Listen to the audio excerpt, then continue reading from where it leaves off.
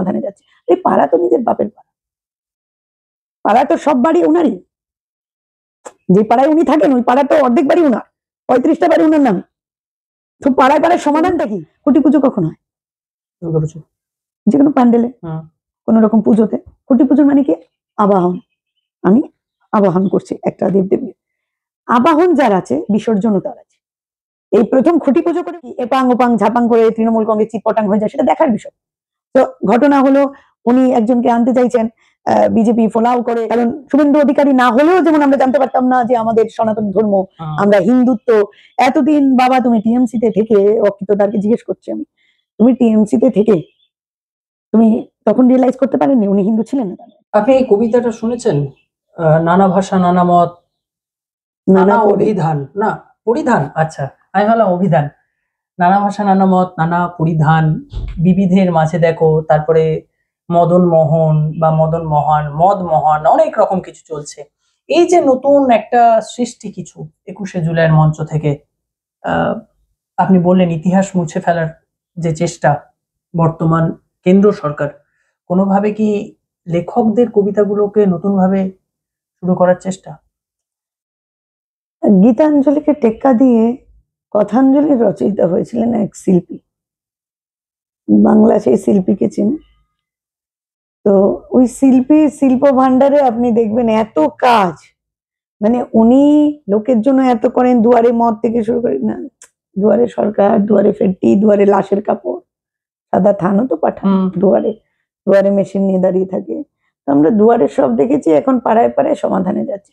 এই পাড়া তো নিজের বাপের পাড়া, পাড়ার তো সব বাড়ি উনারই। যে পাড়ায় উনি থাকেন ওই পাড়ার তো অর্ধেক বাড়ি উনার, 35টা বাড়ি উনার নামে। তো পাড়ায় পাড়ায় সমাধানটা কি? যে পাড়ায় পাড়ায় গিয়ে আপনি বলে আসবেন, মানে ভোটটা নিতে তাহলে ছিনতাই করতে সুবিধা হয় নাকি? দেখুন, যে বললাম মিলিঝুলি সরকার চলছে, এনআরসি এর ভয় একজন দেখাচ্ছে, একজন সেটাকে মানে বাঁচাবো বলে যে মা মাটি মানুষ করছে আর কি, যে এনআরসি হবে না ভাই, আমি তোমাদের মা, জননী, তোমার মানুষ খুন হবে না, রক্তাক্ত হবে না। কিন্তু আমরা দেখছি এই ফাঁক ফোকর দিয়ে আমাদের বলিদান দিতেই হচ্ছে, আমাদের বাচ্চাদের প্রাণ হারাতেই হচ্ছে। দেখুন এইসব এক একটা চমক প্রত্যেকবার এই কোথাও একটা মনে হলো না যে একদিকে উত্তরকন্যা, একদিকে এখানে, হ্যাঁ মানে যে মিলিঝুলি যে খুঁটি পুজো হয়েছে, তো এবার খুঁটি পুজো হলো না। খুঁটি পুজো কখন হয়? দুর্গাপুজো, যে কোনো প্যান্ডেলে, কোন রকম পুজোতে। খুঁটি পুজোর মানে কি? আবাহন।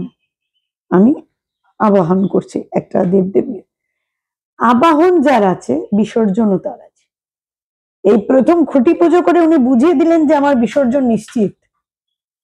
উনি ট্যাগ লাইনটা তৈরি করে দিলেন যে আবাহন হয়েছে তো বিসর্জন তো হবেই। হ্যাঁ, দিদি থাকবে কতক্ষণ, যাবে বিসর্জন, এটাই আগামী দিনের গান। দেখবেন ক্ষমতায় কে আসবে তাহলে? দেখুন ক্ষমতায় কে আসবে সেটা তো পরের, রাজনৈতিক রূপরেখা কোন দিকে যায় সেদিকে। কারণ এখন তো গৃহযুদ্ধ মা ছেলে, সরি বারবার কেন যে আমি বুঝি না, জাতীয় কংগ্রেস সতের রাস্তায় থেকে অভ্যস্ততায় সত্যি কথা বেড়ে যায়। হোয়াট এভার, পিসি ভাইপোর লড়াইতে এখন ক্ষমতাসীন কে হবে, কে চাইছে, নাকি এপাং ওপাং ঝাপাং করে তৃণমূল কংগ্রেস চিৎপটাং হয়ে যায় সেটা দেখার বিষয়। তো ঘটনা হলো উনি একজনকে আনতে চাইছেন, বিজেপি ফলাও করে, মানে যেইভাবে এলো বিজেপি, যে সব মহিলাদের মানে একদম মানে ওদের ঢাকঢোল পিটিয়ে আমরা দেখছি যে সব জায়গাতে মহিলাদেরই একটা কোথাও অভিযোগের গল্প, কোথাও মহিলাদের উপর অত্যাচারের কাহিনী। তো যেইভাবে এখানে আমি জানি না যে হিন্দু ভাইয়েরা বোনেরা কিসের ইনসিকিউরিটি, এতদিন কি আমরা জানতাম না? পাকিস্তান না হলে বোধহয় আমরা যে কতটা জাতীয়তাবাদী সেটা জাতীয়তাবোধই বোধহয় আমাদের জানতো না, মানে জন্মাতো না যদি পাকিস্তান না থাকতো আর কি। আমাদের কোথাও একটা এরকম মনে হয়, কারণ শুভেন্দু অধিকারী না হলেও যেমন আমরা জানতে পারতাম না যে আমাদের সনাতন ধর্ম, আমরা হিন্দুত্ব। এতদিন বাবা তুমি টিএমসিতে থেকে, অকিতদারকে জিজ্ঞেস করছি আমি, তুমি টিএমসিতে থেকে তুমি তখন রিয়েলাইজ করতে পারেননি উনি হিন্দু ছিলেন না, তার মানে টিএমসিতে মুসলিম ছিল, টিএমসি মুসলিমের লোক।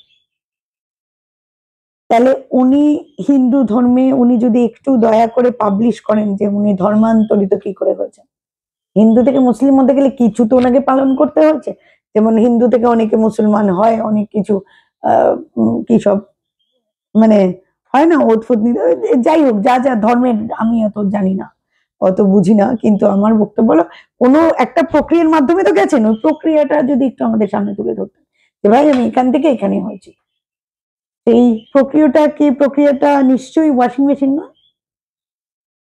তা আমি অরিজিনাল প্রক্রিয়াটা জানতে চাইছি, প্রসেসটা কি মুসলিম থেকে হিন্দু। তাহলে তো আমরা এখানে যত মুসলিম ভাই বোনেরা রয়েছে বা টিএমসি তে যারা রয়েছে, মানে দেখুন আমরা তাহলে ভাববো, আগামী দিনের চিন্তা ভাবনা করবো, কারণ এখন ওরা বলছে এমন দিনকাল আসবে দেখবেন যে ওরা বলবে যে শুধু আমরা যারা রয়েছি ভক্তরা ছাড়া সবাই বাংলাদেশি, ওদের তো এরকম প্রবণতা।